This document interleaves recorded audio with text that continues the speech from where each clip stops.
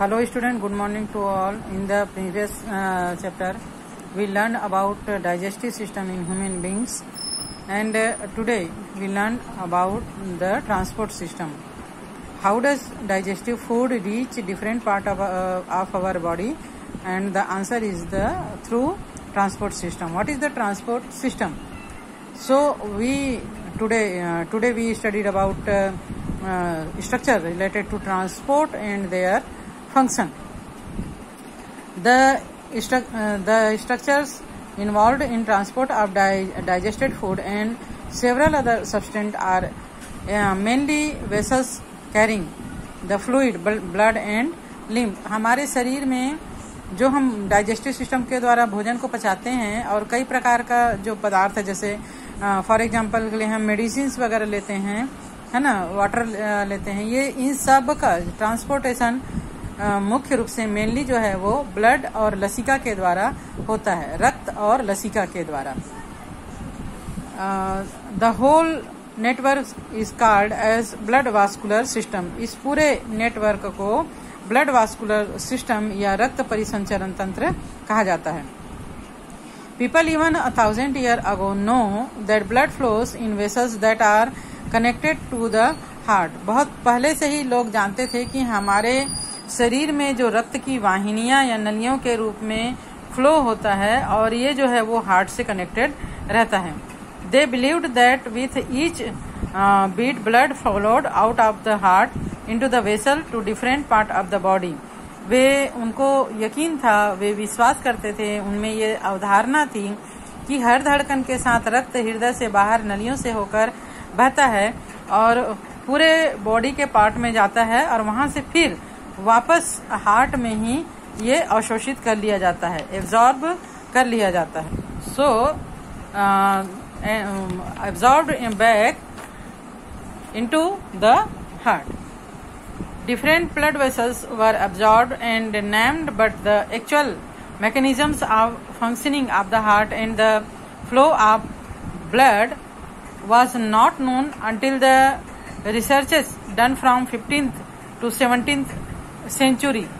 15वीं से 17वीं शताब्दी के दौरान हुए शोध से शरीर में रक्त के बहाव संबंधी जानकारी मिल पाई. इसके पहले तक जानकारी जो है वो पूरे बहुत क्लियरली नहीं था और इसका जो मुख्य श्रेय है, the credit goes to a doctor of the 17th century, William Harvey, who describe the mechanisms of flow of blood in our body and the role of heart. William Harvey नामक वैज्ञानिक जो 17th century में इन्होंने बताया कि blood जो है वो हमारे बॉडी में किस प्रकार प्रवाहित होता है और हार्ट का इसमें क्या रोल है. Harvey was inspired by the discovery of walls in veins allowing flow of blood only in a certain direction. उनके लगभग समसामयिक साथी के एक और प्रयोग के परिणाम से ये भी स्थापित हुआ कि शिराओं में, वेन्स में वाल्व होते हैं, छोटी छोटी कपाटें होती हैं जो ब्लड को एक ही डायरेक्शन में बहने देता है.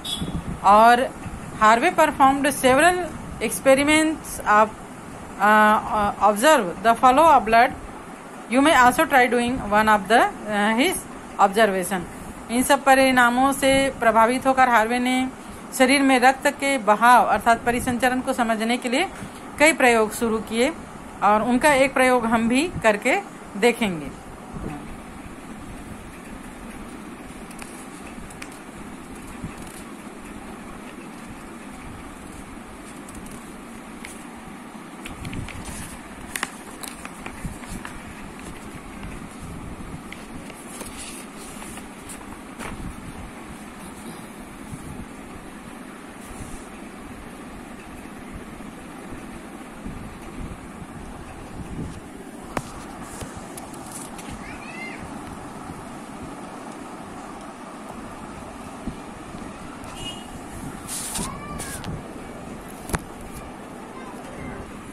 Now we learn the role of heart in transport. Heart का ट्रांसपोर्ट में क्या रोल होता है, किस प्रकार ये हमारे बॉडी में सभी सब्सटेंट को बॉडी के विभिन्न पार्ट तक ट्रांसपोर्ट कर पाता है, ये हम पढ़ेंगे। Heart function as a pump in our body as well as that of most other animals. हमारे बॉडी के अंदर और बहुत सारे दूसरे जो एनिमल्स हैं उनके अंदर हार्ट जो है वो मजबूत मांसपेशियों का बना हुआ एक पंप के समान स्ट्रक्चर होता है। अराउंड 7000 लीटर ऑफ ब्लड यानी 4.7 to 5.5 litre blood in each of the nearly 1500 circuits. ये जो है लगभग 7000 लीटर रक्त पंप इसमें एक दिन में यानी दिन भर में इस अंग से गुजरता है। और ये जो है क्वांटिटी में 4.7 से लेकर 5.5 लीटर तक का रक्त होता है कि जो कि दिन भर में रक्त में लगभग 1500 बार सर्कुलेट होता है। It pumps through our heart which is no more than the size of our wrist. ये हमारे फिस्ट हमारे मुट्ठी के बराबर की एक संरचना है जिससे इतना सारा रक्त जो है वो 1500 बार लगभग दिन भर में गुजरता है। There are 4 major chamber in our heart, 1, 2, 3 and 4. 2 upper chamber are called as auricles. These chamber are called auricle and 2 lower ones are called as ventricles. There are walls between auricles and ventricle. Auricle और ventricle के बीच में 4 main chamber, 2 ऊपर का जो chamber है वो auricle या आलिंद कहलाता है और जो 2 नीचे के चेम्बर है वो वेंट्रिकल या नीलय कहलाते हैं। आलिंद और नीलय ऑरिकल एंड वेंट्रिकल के बीच में वॉल्व होते हैं जो ब्लड को अपोजिट साइड में या अपोजिट डायरेक्शन में फ्लो नहीं होने देते। There are valves between auricles and ventricle as well as between auricles and blood vessels. Ventricles and auricles and blood vessels और ventricle and blood vessels. Auricle और blood vessels और ventricle और blood vessels के बीच में भी valve होता है जो ब्लड को अपोजिट डायरेक्शन में फ्लो नहीं होने देता। That arrest back flow of blood. The left side of the heart is separated from the right by a partition called septum. Thus no mixing of blood of chamber in right with those in left occur. Right side और left side के बीच में एक structure होता है जिसको septum कहा जाता है, जो राइट साइड के ब्लड को लेफ्ट साइड के ब्लड में या लेफ्ट साइड के ब्लड को राइट साइड के ब्लड में मिक्स नहीं होने देता। The chamber in the right have deoxygenated blood while those of left have oxygenated blood.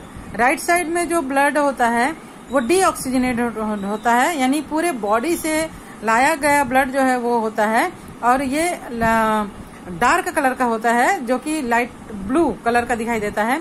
But जो लेफ्ट साइड में होता है वो ऑक्सीजनेटेड होता है।